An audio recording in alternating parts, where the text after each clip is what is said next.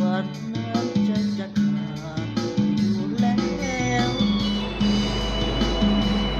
ด้วยรักของเต้วที่งามโสภาดังเนินนางฟ้าลงสู่ดินยังกว่าพระอินทร์นั้นลงมาปันให้กับฝันเธอน้อง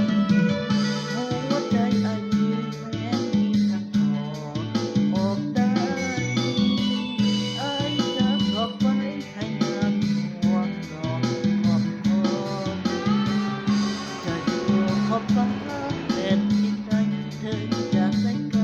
ไอ้ขอแต่กลับมาหาน้องจากฟ้าสายน้ำคลองไหลหลังเปลี่ยนไปก็เหมือนเดิมใจไอ้ไหลมานั้น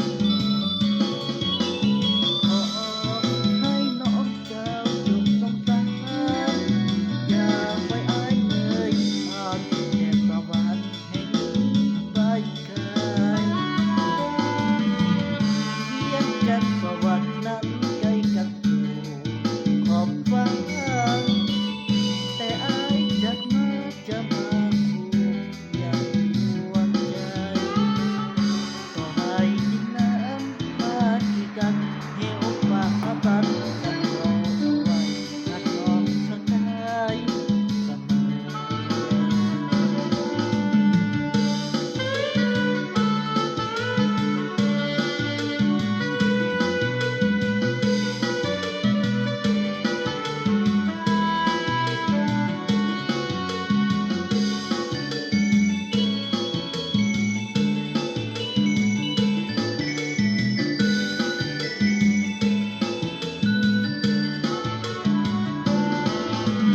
สายน้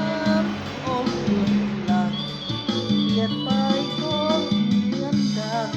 น้ำใจไอ้ไหลมานั้น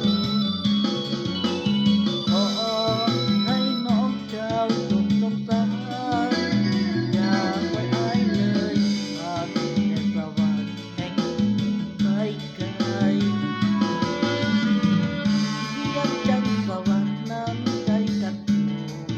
ขอบฟ้า